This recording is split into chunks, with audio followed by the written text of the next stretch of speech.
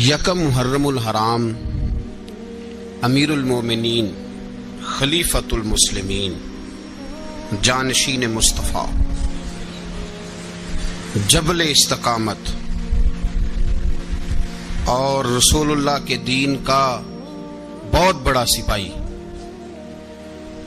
حضرت عمر فاروق رضی اللہ تعالی عنہ، جناب عمر کا نام صرف کام نہیں، حضرت عمر کا نام انقلاب برپا کر دیتا ہے۔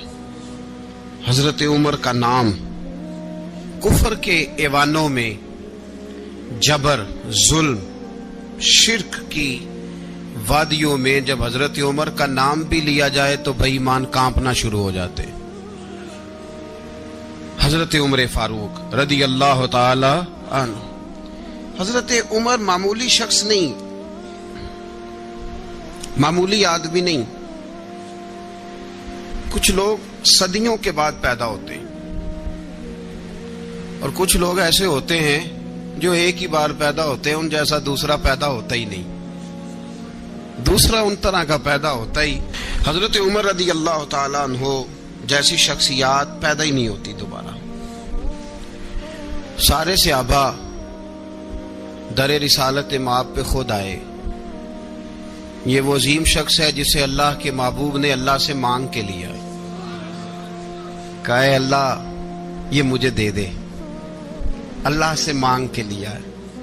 اس لیے صوفیاء کہتے ہیں کچھ مرید ہوتے ہیں، کچھ مراد ہوتے ہیں، کچھ مرید ہوتے ہیں، کچھ مراد ہوتے ہیں۔ مرید وہ ہوتا ہے جو چل کے آتا ہے، آ کے مرید ہوتا ہے۔ مراد وہ ہوتا ہے جسے کہا جاتا ہے کہ یہ کبھی میرا بن جائے نا، یہ کبھی آ جائے نا، میرا بن جائے، اس کو مراد کہتے ہیں۔ حضرت عمر مصطفیٰ کریم کی مراد ہیں، حضور کی مراد ہے۔ اللہم اعز الاسلام بے اسلام عمر ابن خطاب، اے اللہ اسلام کو عزت دے دے، میرے عمر کو کلمہ پڑھنے کی توفیق عطا فرما دے۔ اور کیسے دعا مانگی؟ اور یار حضرت عمر کی تو اس فضیلت کا ہی کوئی جواب نہیں دے سکتا۔ میرے رسول پاک علیہ السلام سب کے لیے ہی دعا مانگتے ہیں نا، حضور کی دعا عام ہے، لیکن مصطفیٰ کریم نے کعبے کا غلاف تھام لیا اور غلاف کعبہ کو حضور نے سینے سے لپٹایا اور سینے سے چمٹا کے کہا اے اللہ میں نے تو کبھی سوال ہی زیادہ نہیں کیے، میں کرنے آیا ہوں، مجھے عمر دے دے، عمر دے دے۔ حضور نے مانگ کے لیا۔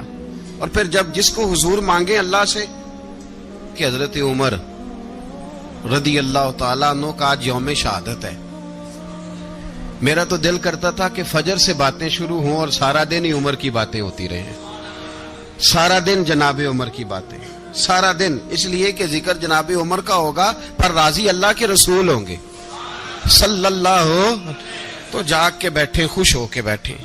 ہمارے ہاں منایا ہی نہیں جاتا، بابے اللہ کی تا ساؤن پادروں اسو کتا تے منڈے جنوری فروری، تو اسلامی سال بھی گیا اور وہ تاریخیں بھی ساری گئیں۔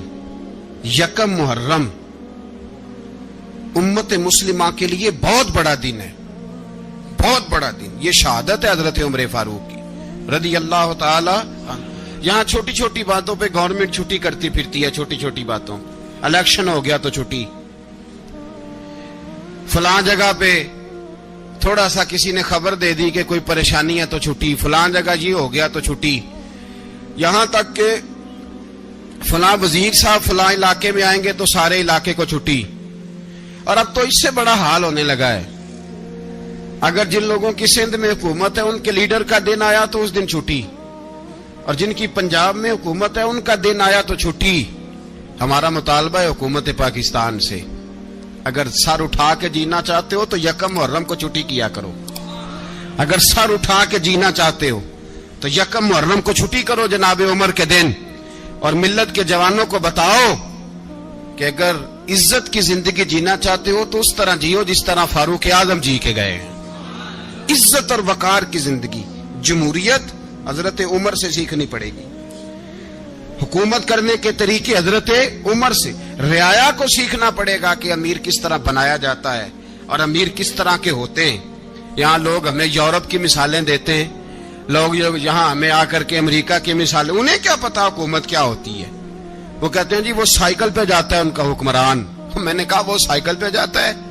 میرے عمر فاروق مدینے سے مکے گئے تھے تو پیدل ہی حج کرنے چلے گئے، پیدل ہی۔ اور جناب عمر فاروق رضی اللہ تعالیٰ عنہ عید کی نماز پڑھانے گئے، عید کی نماز عمر خطبہ عید دینے گئے۔ اور اس زمانے میں کون سا غریب ہے جو ننگے پاؤں جاتا ہو؟ کون سا غریب ہے جو مسجد ننگے پاؤں جاتا ہو؟ لوگوں نے تو 3 قسم کی چپلیں رکھی ہوئی ہیں، ایک مسجد جانے کی علیحدہ ہے، گھر پہننے کی علیحدہ ہے، شادی بیاہ پہ جانے کی چپل علیحدہ ہے۔ حضرت عمر فاروق رضی اللہ تعالیٰ عنہ نکلے عید کا خطبہ دینے کے لیے، تو بیوی سے کہنے لگے جوتا۔ اس نے کہا صاحب اتنی دفعہ ٹوٹا ہے اب گانٹھا نہیں جا سکتا، اتنی دفعہ ٹوٹا ہے کہ اب دوبارہ پیمند نہیں لگ سکتے۔ تو حضرت عمر کہنے لگے چل کوئی حرج نہیں ہے، بغیر جوتے کے ننگے پیر ہی چلتے ہیں، کوئی حرج نہیں۔ تو کہنے لگے لوگ کیا کہیں گے؟ فرمایا چپ کر، لوگ جس دن عمر نے یہ دیکھ لیا نا لوگ اس کے بارے میں کیا کہتے ہیں، اس دن عمر نہیں رہے گا۔ تو کہا پھر آپ کا نظریہ کیا ہے؟ فرمایا میرا نظریہ یہ ہے کہ رب رسول میرے بارے میں کیا کہتے ہیں، لوگوں کا کیا ہے؟ لوگ کل کسی کے بارے میں کچھ کہتے ہیں اور پرسوں کچھ کہتے ہیں، میرا نظریہ یہ ہے کہ رب رسول میرے بارے میں ننگے پیر عمر جا رہے ہیں۔ کون جی؟ میں بڑا ماڑا۔ اچھا جناب کیا غربت ہے؟ 10 قسم کے جوڑے لٹکے ہوئے ہیں کمرے میں اور پہننے کی فرصت نہیں، سویرے کیا پہننا ہے شام کیا پہننا ہے، 15 سوٹ کٹھے استری ہو کے لانڈری والا بھیج رہا ہے، اور تو غریب ہے، تو بہت بڑا غریب ہے۔ اس لیے کہ غربت پیسوں کی وجہ سے نہیں ہوتی، غربت تو دل کی ہوتی ہے۔ تو واقعی بڑا غریب ہے اور تو غریب ہی رہے گا۔ امیر تو عمر فاروق تھے جو ننگے پاؤں چلے گئے عید کی نماز پڑھانے، تو رستے میں جو ملا کہنے لگا عمر جوتا تو پہن لو۔ فرمایا تمہیں عمر کا جوتا نہ پہننے کا نقص تو نظر آیا ہے، کوئی حرج نہیں، اگر عمر کو کبھی بتانا ہوا تو وہ والا نقص بتانا جو عمر کی سیرت میں پیدا ہو، کردار میں پیدا ہو، وہ والا نقص بتانا، یہ چھوڑو جوتے آتے جاتے رہتے۔ ننگے پاؤں گئے، پاؤں دھوئے، نماز پڑھائی، لوٹ آئے۔ او بھائی یہاں تو ہمارا بناؤ سنگار اترنا، جتنی توجہ کپڑوں کی طرف ہے اتنی توجہ کبھی ہماری علم کی طرف ہوتی نا، جتنا ذوق شوق ہمارا بناؤ سنگار کی جانب ہے، اتنا بناؤ سنگار کبھی ہمارا اخلاقیات کی جانب ہوتا تو معاملات بڑی حد تک سنورے ہوئے ہوتے۔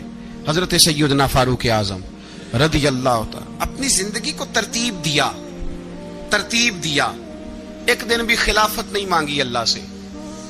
حضرت عوف بن مالک اشجعی ایک صحابی ہیں، حضرت عوف بن مالک رضی اللہ تعالیٰ عنہ فرماتے ہیں کہ جناب ابو بکر صدیق کا زمانہ تھا تو میں نے خواب دیکھا، میں نے خواب میں جناب عمر کو دیکھا، اور میں نے دیکھا کہ کوئی کہنے والا کہہ رہا ہے کہ عمر وہ ہے کہ اللہ کے رستے میں کوئی اسے جتنا مرضی برا بھلا کہے یہ پرواہ نہیں کرتا۔ کس کے رستے میں؟ بولے سارے۔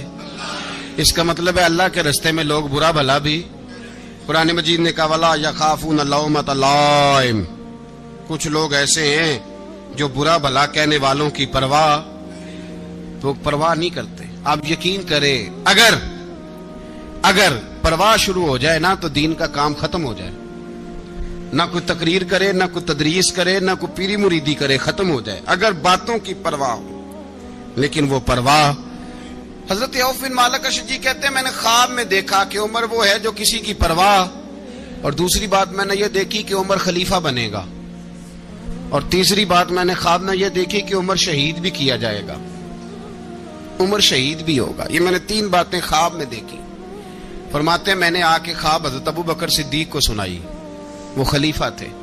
وہ کہنے لگے ٹھہر جا، میں عمر کو بلاتا ہوں، اس کے سامنے دوبارہ سنانا، اس کے سامنے۔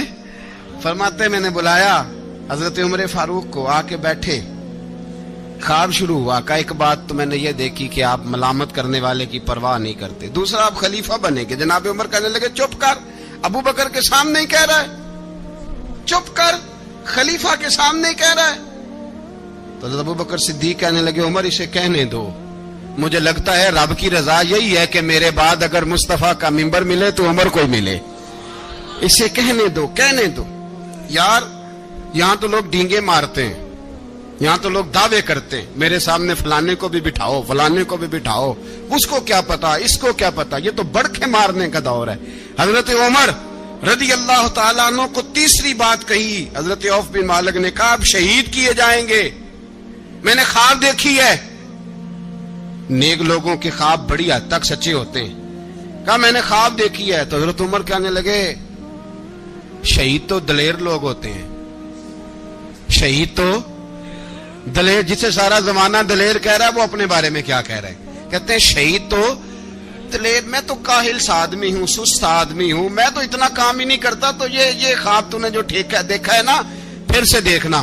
تو ابو بکر صدیق فرمانے لگے عاجزی نہ کر، انکساری نہ کر، تو جو کہہ رہا ہے ٹھیک کہہ رہا ہے، لیکن مجھے سن کے شکر بھی ہوا ہے اور افسوس بھی ہوا ہے۔ افسوس اس بات کا کہ تیرے جیسا بطل عظیم چلا جائے گا، اور شکر اس بات کا کہ رب تجھے زندگی بھی اعزاز والی دے گا، اور شہادت کی موت دے کے اللہ تجھے موت بھی عزت والی عطا فرمائے گا۔ اللہ موت بھی تجھے عزت والی دے گا، تجھے کاہلوں جیسی موت اللہ۔ حضرت فاروق اعظم رضی اللہ، او بھائی یہاں تو اس زمانے کا سب سے بڑا مسئلہ پروٹوکول ہے۔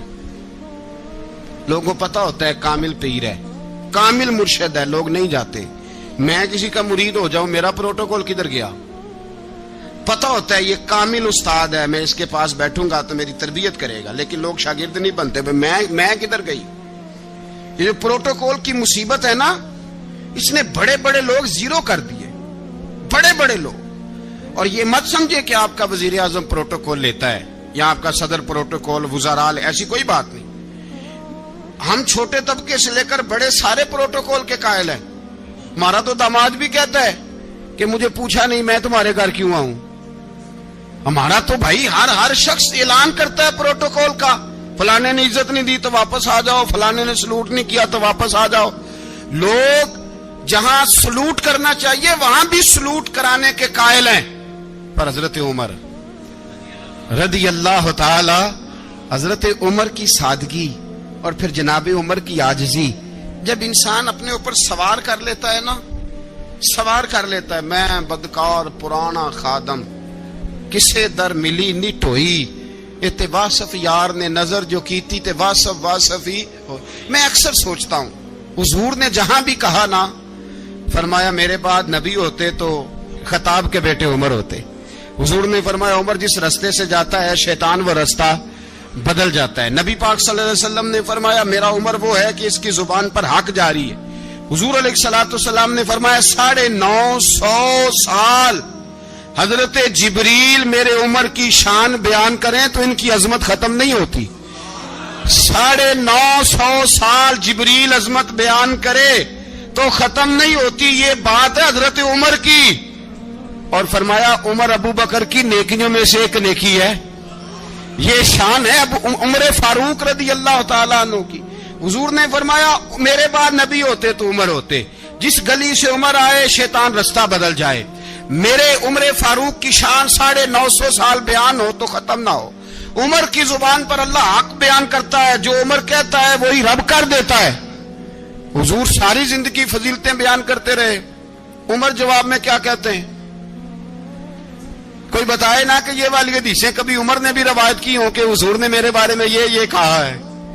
یہ روایتیں وہ روایت نہیں کرتے، ان سے جب لوگ کہتے عمر تیری بڑی بات ہے تو عمر رو پڑتے، کہتے میں تو اونٹ چرانے والے باپ کا بیٹا ہوں، میں تو اونٹ چرانے والے باپ کا بیٹا، اونٹ چرا۔ اس سے آگے عمر گئے ہی نہیں ساری زندگی، اس سے آگے لفظ ہی نہیں ادا کی۔ اور میں تو بھائی اونٹ چرانے والا، میرا باپ تو اونٹ چرایا کرتا تھا، 10 اونٹ تھے، میری ڈیوٹی ہوتی تھی، سنبھالے نہیں جاتے تھے، ابا ڈنڈوں سے مارتا تھا۔ ساری زندگی عمر حج کرنے گئے، ایک خشک تنا کھجور کا عمر فاروق رضی اللہ تعالیٰ عنہ نے اس کو اپنے کلاوے میں لیا، رونے لگے۔ لوگوں نے کہا عمر کیا ہوا؟ فرمانے لگے یہاں میں اونٹ چرایا کرتا تھا، یہاں میں اونٹ چراتا تھا، 10 اونٹ سنبھالے نہیں جاتے تھے۔ دیکھو رسول اللہ کی شان، آج ساری امت چلانے کا طریقہ عطا فرما دیا ہے، ساری نظریے سے پیار۔ یار پیسہ کس کو برا لگتا ہے؟ آپ جس آدمی کی 50 کروڑ کی پراپرٹی ہے اس کو پوچھیں سب سے غریب، آپ کو وہی نظر آئے گا۔ وہ کہے گا میں ٹائٹ ہوں. حالات بڑے میں کئی بار پوچھے انہوں نے, میں کہ ترجمہ بھی دس چھڑو کی, ہمیں تو سمجھ نہیں آتی. اور ٹائٹ حالات کون سے ہوتے ہیں جی؟ جس آدمی کا کروڑوں میں کاروبار ہے نا, اس کو آپ چھیڑے وہ رونے لگ جائے گا, رونے. تو کئی میں نے ایسے دیکھے ہیں کرائے کا مکان ہے, ان سے پوچھے صاحب کیا حال ہے, تو کہتے ہیں جتنی اللہ نے شان والی زندگی ہمیں عطا کی ہے کسی کو نہیں دی ہوئی.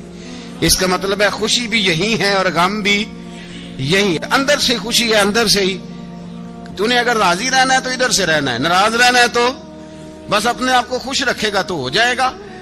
سارے صحابہ مل کے آئے, کہنے لگے عمر فاروق سے کہنا ہے نبی پاک کے زمانے میں تو ظاہراً غربت تھی, ابو بکر کے دور میں بھی غربت تھی, اب تو بڑا مال ہے. عمر سے سفارش کرو کہ عمر نیا کرتا پہنا کرے. ملکوں کے سفیر آتے, عمر وہی پھٹی پرانی چادر اوڑھ کے اور وہی کئی جگہ پہ پیوند لگے سوٹ پہن کے سفیروں کے سامنے بیٹھ جاتا ہے. عمر کو مشورہ دو, طے ہو گئی بات. سب نے جب مشورہ دے لیا تو سارے کہنے لگے یہ بتاؤ شیر کی مونچھ کو ہاتھ کون لگائے گا, کہنا کس نے ہے, بندہ بھی تو ڈھونڈو نا. نے کہا جناب میرا یہ خیال ہے کہ مولا علی شیر خدا کہیں گے, کیونکہ جس شخص کی عمر کو سب سے زیادہ حیا کرتے دیکھا وہ شیر خدا مولا علی ہے رضی اللہ تعالی علی کہیں گے. اس لیے کہ جناب علی تو کئی دفعہ جب گفتگو کرتے تھے تو حضرت عمر چپ کر جاتے تھے اور فرماتے تھے علی نہ ہوتا تو میں ہلاک ہو جاتا. تو کہا علی سے کہو. جناب علی شیر خدا کو بلایا, کس کام کے لیے جی؟ اللہ اکبر. یہ ذرا آپ نے اس دور پہ اس بات کو ذرا لاکا جناب ان سے کہیں کہ زیادہ نہیں, ایک کرتا نیا پہن لے. سفیر آتے ہیں, وزیر آتے ہیں تو ایک کرتا نیا پہن لے. حضرت علی کو بلایا, آپ فرمانے لگے کوئی اور بات ہوتی تو میں کہہ دیتا, یہ والی میں نہیں کہہ سکتا. کوئی اور ہوتی تو میں عمر کو کئی دفعہ کہہ دیتا ہوں, جلال میں بھی تو سن, یہ والی میں نہیں کہہ سکتا. میں تمہیں ایک مشورہ دیتا ہوں. کہ وہ کیا؟ کہنے لگے سید عائشہ صدیقہ سے کہو, وہ مومنوں کی ماں ہیں, عمر ٹالے گا نہیں. اماں جی سے جا کے کہا اماں جی نیا کرتا عمر سے کہیں پہن لیں, وزیر آتے ہیں بڑے بڑے لوگ تو چلو کوئی حرج نہیں. اماں جی نے کہا اچھا کوئی بات نہیں میں بلا لیتی ہوں. جناب عائشہ نے پیغام بھیجا. جب خادم نے کہا نا مصطفیٰ کے گھر سے پیغام آیا ہے, تو 20 لوگ بیٹھے تھے. عمر کانپتے ہوئے اٹھے, کانپتے دوڑے. حضرت عائشہ پردے میں تھی تو فرماتی ہیں عمر اتحیات کی حالت میں بیٹھ گئے. کہا اماں جی دیر تو نہیں ہو گئی مجھے آنے میں؟ کہا نہیں ٹائم پہ آ گئے ہو. کس لیے بلایا تھا؟ کہا عمر دیکھو غربت کے معاملات اور ہوتے ہیں, جب اللہ آسانی دے تو کوئی چیز استعمال کرنا حرام نہیں ہوتی, اگر حرام ہے تو بتاؤ. کہا نہیں اماں جی حلال ہی ہے. تو فرمایا پھر اتنے سفیر آتے ہیں, مشیر آتے ہیں, اب تو مال غنیمت بڑا آتا ہے, ڈھیر لگ جاتے ہیں مسجد میں, تو چل ایک نیا کرتا تم بھی پہن لیا کرو. اور آپ نیا کرتا پہنو گے تو دھاک بیٹھے گی غیروں پر. تو صحابہ کا مشورہ ہے کہ آپ نیا لباس پہنے. اماں جی کہتی ہے میں نے حکم دیا تو عمر چپ کر گئے, گردن جھک گئی. تھوڑی دیر کے بعد سیدنا عمر فاروق نے سر اٹھایا تو داڑھی پہ آنسو گر رہے تھے, رو پڑے. کہنے لگے پاک محبوب کی پاک بیوی جیسے حکم کرتی ہو میں حاضر ہوں, پر مجھے وہ والا لباس پہنانا جو میرے مصطفیٰ نے پسند فرمایا ہے. اگر یہ رنگ رسول پاک کا ہے تو میں حاضر ہوں, اور اگر نبی پاک کا نہیں تو پھر جیسے آپ حکم کریں. جناب عائشہ کہتے ہیں عمر روئے تو میں زیادہ روئی, میرا پلو بھیگ گیا آنسوؤں سے. میں نے کہا عمر آپ جائیے. عمر یوں نکلے تو جو صحابہ کھڑے تھے وہ کونے میں تھے, سارے آ گئے. کہا اماں جی کیا بناؤ؟ فرمایا بھائی تم سب جو باتیں کہتے ہو وہ اپنی جگہ ٹھیک ہیں, پر عمر جو بات کرتا ہے وہ سب سے زیادہ ٹھیک ہے. عمر جس پہلو پر بات کرتا ہے وہ یار ایسی عاجزی, ایسا رنگ, ایسا انداز, ایسا طرز حیات, ایسی زندگی. اولاد کے معاملے میں لوگ بزدل ہو جاتے ہیں, بزدل. پر حضرت عمر کا بیٹا مصر گیا, وہاں سے کمائی کر کے لایا, تجارت کرنے گیا, لاکھوں کا مال. کون سا باپ ہے دنیا میں جس کا بیٹا باہر سے پیسے لے کے آئے تو ابا تفصیل پوچھے کہ بیٹا کہاں سے کمائے, کہاں سے لایا, کتنے ملے, کیوں آئے؟ कौन सा बाप तफसील पूछता है? अब्बा तो कहता है ला सही और तारीफें करता है, मेरा बेटा बड़ी कमाई करता है। कभी पूछा है उससे कि ड्यूटी सही देता है कि नहीं? कभी पूछा है कि तू ईमानदारी की रोजी लाता है कि हराम की कमाता है? ये बाप की जिम्मेदारी है, ये अम्मा की जिम्मेदारी है। फिर कहता है बीमारी कैसे आ गई, परेशानी कैसे आ गई? तूने कभी सवाल किया अपनी औलाद से?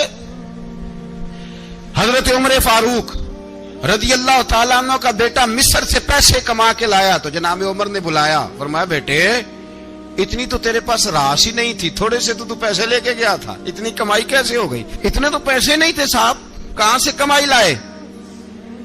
उसने कहा अब्बा जी वो जो मेरे चचा है ना मिस्र के गवर्नर, आपके दोस्त, उन्होंने मेरी मदद की है। फरमाया जितने लोग गए थे सबकी की है मदद उसने?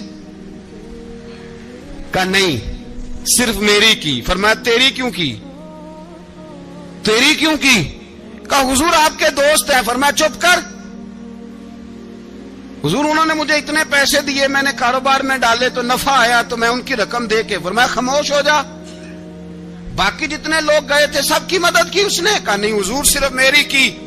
फरमाया उसने तेरी मदद नहीं की, उसने खलीफा के बेटे की मदद की, इसलिए कि वो खलीफा को अपने हक में नरम कर सके। फरमाया आधा माल तेरा है, आधा माल गनीमत का है, माल खजाना का है, मुसलमानों का है, इसलिए कि तू जो वहां से माल कमा के लाया है वो अपने बाप के खलीफा होने की वजह से कमा के लाया है, लिहाजा रख इधर।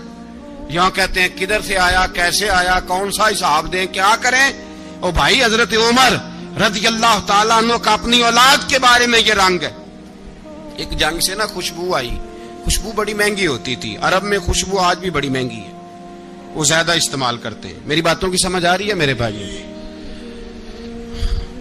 बड़ी महंगी खुशबू थी।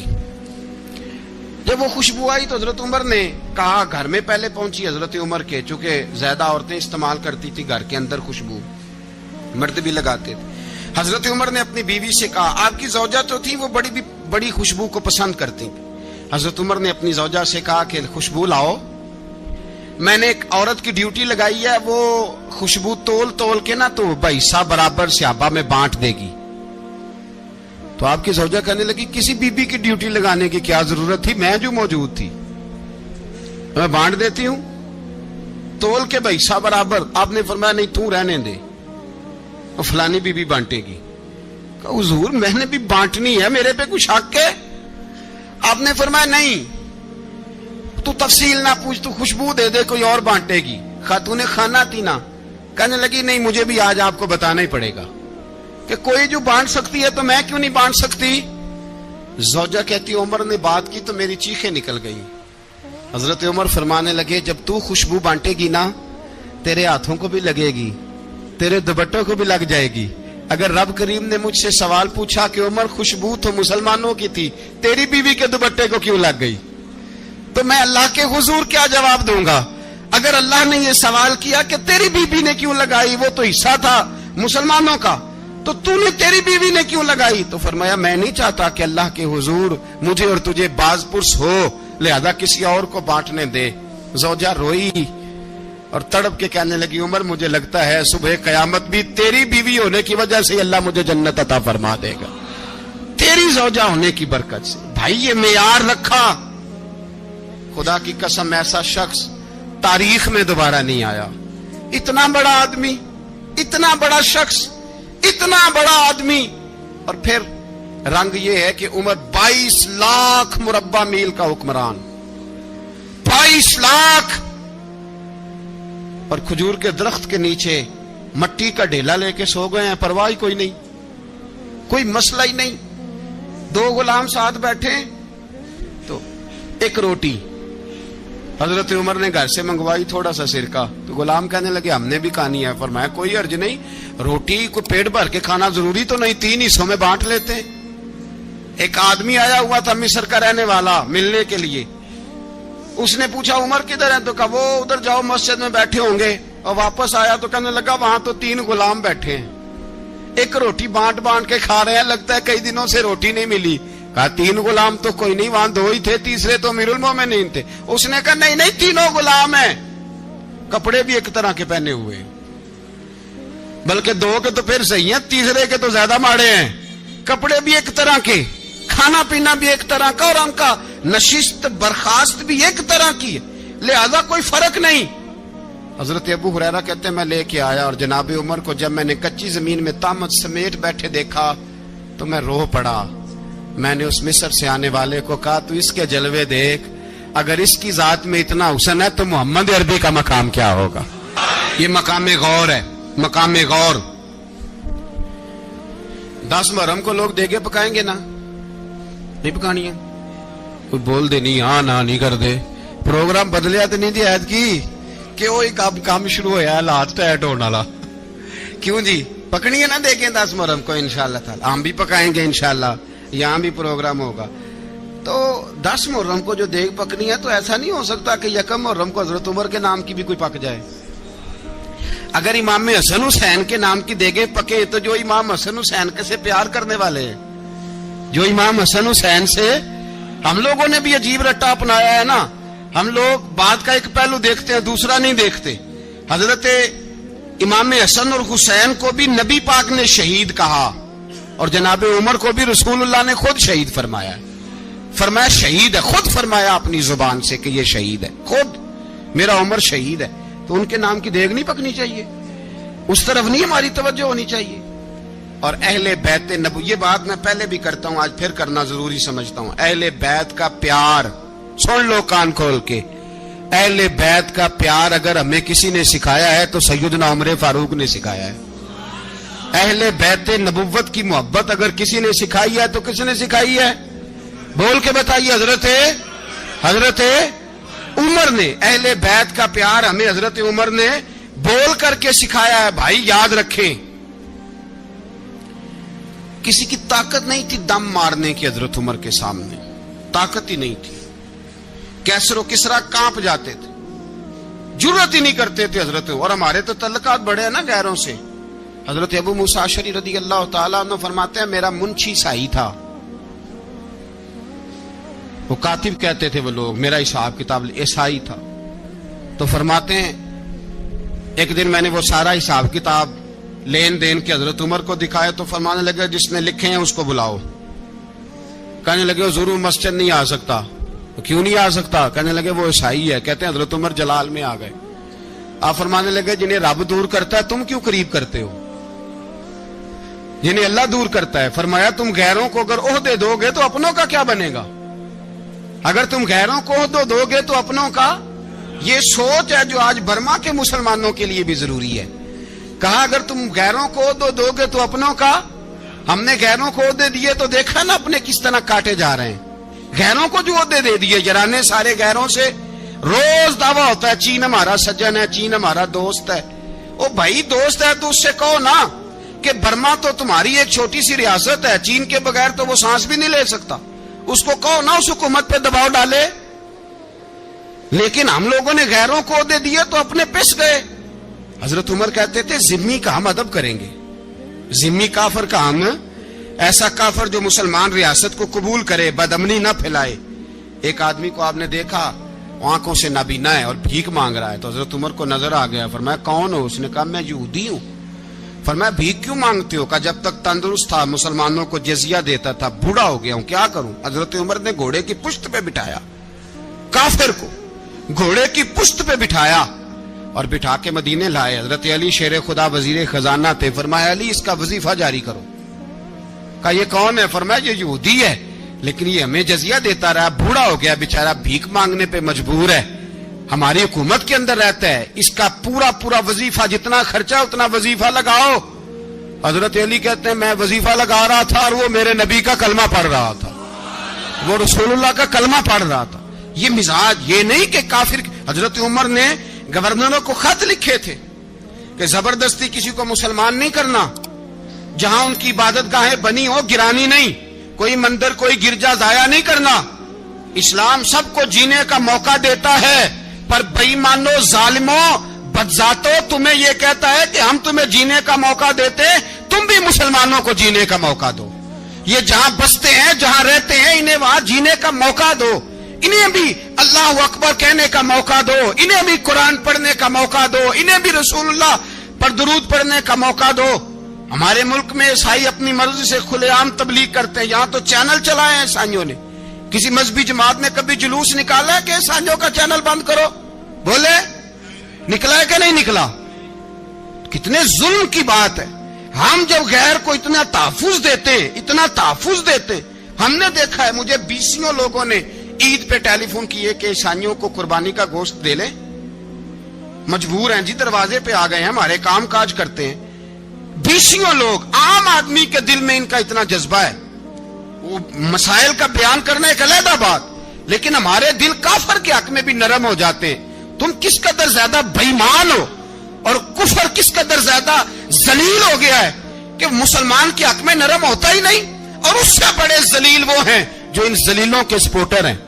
وہ کسی عرب ملک کے حکمران ہو یا کسی اور جگہ کے, وہ بڑے ذلیل ہیں جو ان ذلیلوں کے سپورٹر ہیں, جو برما کی بچیوں کے قتل پر اپنی حکومتیں چمکا رہے ہیں. انہیں شرم نہیں آتی. اس قدر مسلمان تڑپا ہے, لیکن ان بے غیرتوں کو ذرا ہوش نہیں آئی. اور یہ ان کے کماش, ان کے دلال جو ہر جگہ ان کی سپورٹ کر کے اپنی حکومتیں قائم کرتے ہیں, بے ایمانوں کو پتہ نہیں کہ کب ان پر اللہ کا عذاب اترے گا اور کس طرح ان کے پرخشے اڑیں گے. تمہیں اپنی ذلت اور رسوائی نظر نہیں آ رہی کہ زمین کس طرح تمہارے لیے تنگ ہو گئی ہے؟ اس سے زیادہ اور تمہاری رسوائی کیا ہوگی؟ ڈرو اللہ سے. اور یہ تو دنیا کا عذاب ہے. ان بطش ربک لشدید. میرا رب کہتا ہے قیامت تو قائم ہونے دے. اتنا سخت تیرے رب کی پکڑ ہے, اتنی کسی دوسرے کی ہو سکتی؟ یاد رکھیں اور تھوڑا احتیاط کریں. ہم سب لوگ بھی, جو ہم لوگ آدھی زبان بول کے بھی ان کی سپورٹ کرتے ہیں, اب شرم آنی چاہیے ہمیں ان حکومتوں کی سپورٹ کرتے جو مسلمانوں کی لاشوں کے اوپر حکومتیں قائم کرتے ہیں. شرم آنی چاہیے. بہرحال بات دور نکل جائے گی اور میں اپنے مضمون پہ رہتا ہوں. اہل بیت کا پیار اگر سکھایا ہے تو جناب عمر نے سکھایا ہے رضی اللہ تعالی عنہ. امام حسن ملنے, آپ یقین کریں میں جب اس واقعہ کو پڑھتا ہوں تو میرا دل جھوم جاتا ہے.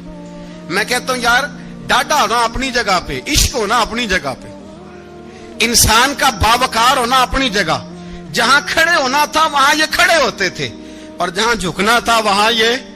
ان لوگوں میں اقبال نے کہا تھا تیری نگاہ ناز سے دونوں مراد پا گئے, عقل غیاب و جستجو, عشق حضور و اضطراب. جہاں اگر آیا ہے سامنے کیسر و کسرا تو عمر جیسا دلیر کوئی نہیں. اگر سامنے آیا ایران کا بادشاہ تو عمر جیسا تگڑا کوئی نہیں. اگر آیا ہے سامنے غسان کا بادشاہ تو عمر جیسا عادل کوئی نہیں. لیکن اگر علی کا بیٹا آیا ہے, اگر فاطمہ کے لال پارے آئے ہیں, تو پھر فاروق اعظم سے جیسا محب کوئی نہیں, پھر ان سے جیسا پیار کرنے والا کوئی نہیں. اندر بیٹھے ہیں جناب عمر, اندر تنہائی میں کچھ وزیروں سے گفتگو ہو رہی ہے, میٹنگیں جاری ہیں. آپ کے بیٹے ملنے آئے جناب عبداللہ ابن عمر. ابا جی ملنا ہے. بات ٹھہرو, بات کر رہا ہوں, کوئی نہ اندر آئے. صاحبزادہ باہر کھڑا ہے. تھوڑی دیر گزری تو امام حسن بھی آ گئے. کون آئے؟